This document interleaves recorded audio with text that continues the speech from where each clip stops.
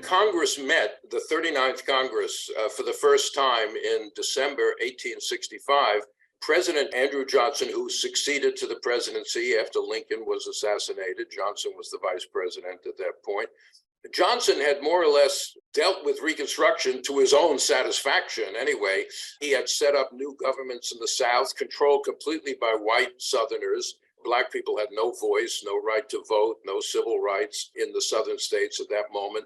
He said, well, Reconstruction's over. The country is reunited. Black people are free. But the Republican majority in Congress said, no, we need more action here. We need more to be done to protect the basic rights of the former slaves. And moreover, these all-white governments had, as you said, enacted these laws called the Black Codes, which were laws specifically directed at Black people and limited very severely their rights as free people. The most controversial portions required each adult Black male to sign a labor contract, a yearly labor contract at the beginning of the year to work for a white employer. In other words, it was illegal to go to try to work for yourself if you wanted to do that. You had to sign up to work for a white employer. This was an attempt to use the law to sort of get a system similar to slavery going again, the plantation labor in the South with very few rights for the laborers.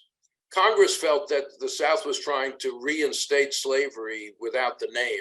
Several very important laws were enacted in the spring of 1866. The first one, the Freedmen's Bureau Bill, which extended the life of the Freedmen's Bureau. The Freedmen's Bureau was a government agency meant to oversee the transition from slavery to freedom.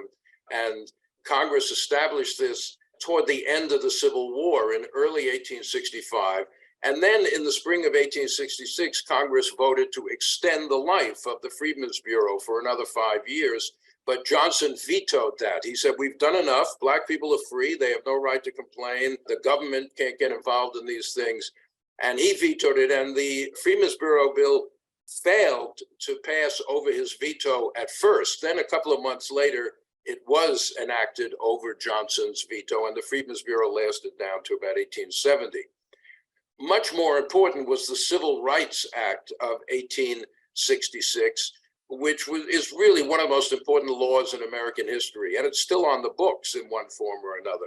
Basically, that started by saying any person born in the United States is a citizen of the United States. Now, you might say, well, yeah, that's obvious. Everyone knows that, but they didn't know it back then. The Dred Scott decision of 1857 had declared that no Black person can be a citizen of the United States. Citizenship was for whites only. And Republicans were very outraged by the Dred Scott decision. Abraham Lincoln, who certainly believed in the rule of law, basically said this decision is so wrong that we don't have to obey it. We can just ignore it. It's a complete travesty of what the Constitution was meant to say. Now, the problem is the Constitution doesn't actually say who is a citizen of the United States, although it mentions them, until the 14th Amendment, which comes up soon. But anyway, it declares that anyone born in the US, including African Americans, are citizens, and it lays out basic civil rights, which they are to enjoy the same as white people. These are basically the rights that you need to compete in the labor market: the right to own property, the right to sue and be sued in court, the right to go and testify in court. You can't be a free person trying to move ahead in the society without those basic civil rights.